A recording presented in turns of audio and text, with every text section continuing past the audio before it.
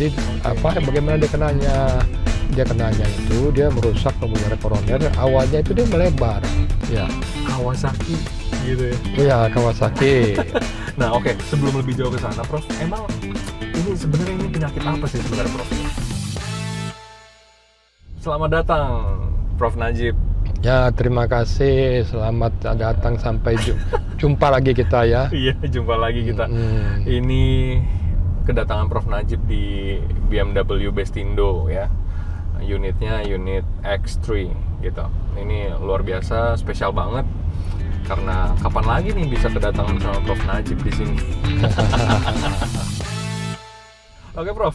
Karena kita lagi di sebuah mobil yang ya bisa kita bilang fasilitasnya itu memanjakan yang ada di dalam nih. Kita sebagai penumpang maupun kita yang sebagai driver begitu ya. Betul. Ini ada satu penyakit, Prof. Namanya kok juga kayak otomotif ya? Ya. Kawasaki gitu ya. Iya, Kawasaki. Nah, oke, sebelum lebih jauh ke sana, Prof, emang ini sebenarnya penyakit apa sih sebenarnya, Prof ini? Jadi gini Mas Gerard, Siap. itu penyakit Kawasaki itu, kenapa dinamakan Kawasaki? Karena yang menemukan itu, kebetulan guru saya namanya Dr. Tomisaku Kawasaki. Penyakit Kawasaki ini sebenarnya penyakit yang buat Indonesia relatif baru ya. Saya mulai menemukan tahun 97-98, di dunia mulai tahun 67. Jadi dia tidak setua seperti penyakit TBC, kusta, tipes, yang mungkin udah ratusan tahun gitu ya orang kenal penyakitnya. Nah, penyakit Kawasaki ini sebenarnya bukan penyakit yang sehari-hari kita temukan. Jadi kalau bilang langka, ya nggak langka juga.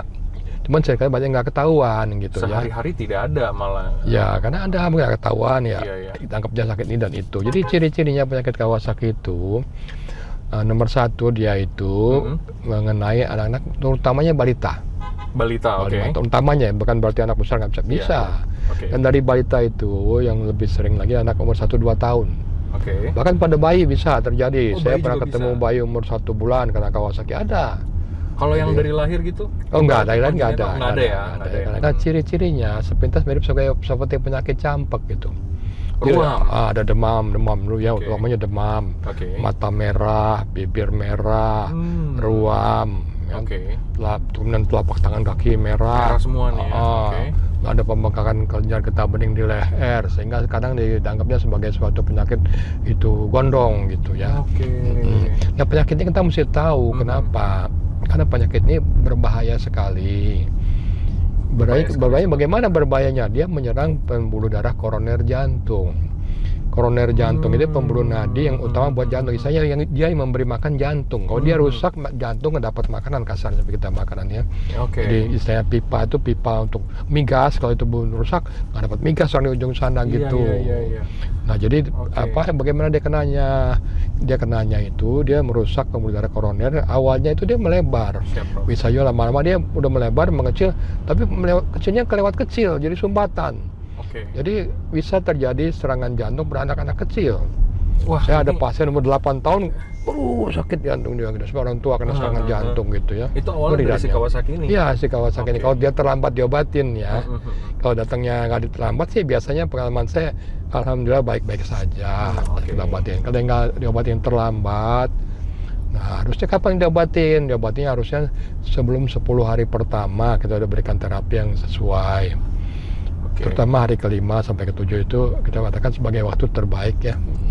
Nah itu Prof, maksudnya gini, kan memang penanganannya itu dalam waktu jangka waktu hari tersebut begitu ya. Cuman kan kadang-kadang nih orang awam namanya juga Prof ya, kita juga bingung, ini gejalanya Kawasaki kah? Atau apa tadi kan Prof udah sebutin ada ruam-ruam. Nah, sama seperti campak pada umumnya seperti nah itu gimana itu bedainnya tuh campak atau si Kawasaki ini? Ada nggak bedanya yang benar-benar betul sekali gitu? Mas Giat. Itulah masalahnya di sini, masalah di situ. Kenapa masalah di situ? Karena penyakit Kawasaki tidak ada satu pemeriksaan pun yang bisa memastikan. Bisa cek darah ini pasti Kawasaki ini bukan, nggak bisa gitu. Oh, nggak bisa ya? Ya, kalau kita misalnya penyakit yang lain, katakan TBC, hampir ada haknya ketemu kumannya pasti TBC. Tipes kalau kita ambil kultur darahnya, ketemu kumannya pasti tipes, kita bilang gitu ya.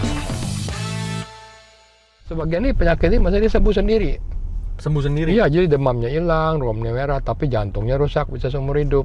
Nah, Oke. jadi sembuh dari luar, dalamnya tidak. Nah, Oh, ini yang bahaya. Nah, ini bahaya. Prof. Seperti kita lihat mobil nih kayak ini, mulus iya. luarnya. Begitu jalan ketahuan, oh ini mesinnya nggak bagus. Nah, Iya, jadi casing bagus, prosesor nggak benar. Kacau juga nih. Ini penyakit yang ibaratnya ya berbahaya kayak gitu ya, Prof ya. Iya.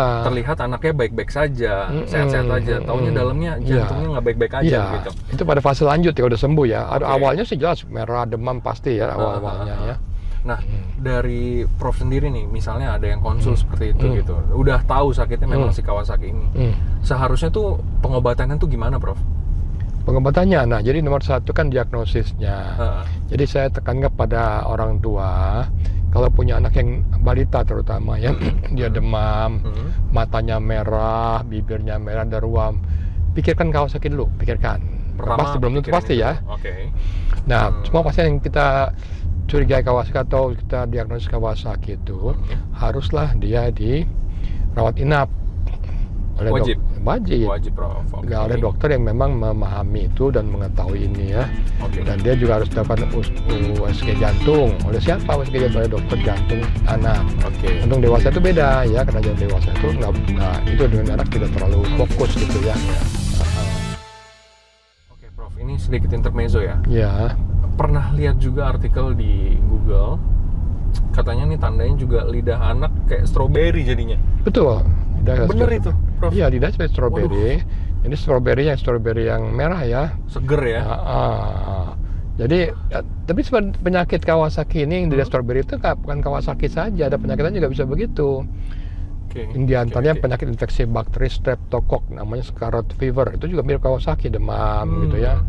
Nah, itu. Kalau campak biasanya ada ruam, ada batuk-batuknya biasanya itu. Kalau Kawasaki nggak ada batuk-batuk. Kalau campak kita batuknya kuat gitu, merah-merah ruam. Nah itu campak. Ini kita periksa darahnya biar ketahuan yang kira-kira gimana, larinya kemana. USG jantung ketahuan kira-kira nih berapa kerusakan jantungnya. Intinya harus ditangani dengan serius. Oke, Prof. Terima kasih banyak waktunya. Sama-sama. Kesempatan kali ini. Nanti kita ngobrol-ngobrol lagi ya, bahas topik lain gitu kan. Terima kasih banyak Mas Gerard. Iya, sama-sama Prof. Terima kasih atas mobilnya ya. Kalau boleh saya bawa pulang jam seminggu gitu. Diculik dulu nih keliling-keliling Bintaro gitu ya. Apa-apa, saya happy kok kalau naik mobil yang bagus, enak happy. Oke, Prof. Naik bajai susah saya gitu. Karena tinggi. Kamu Karena tinggi. Tuh, lihat tuh kakinya panjang tuh. Cocok di ekstrim memang. Ekstrim cocok ya. Ini SPK kita, Prof. Ya, sedang dipertimbangkan dulu gitu ya.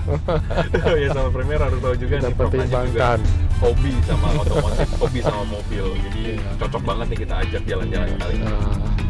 Oke, Prof. Terima kasih banyak. Terima kasih banyak Mas Gerald ya. Semoga sukses gitu. Amin. Sampai ketemu lagi, sahabat. Sampai jumpa lagi.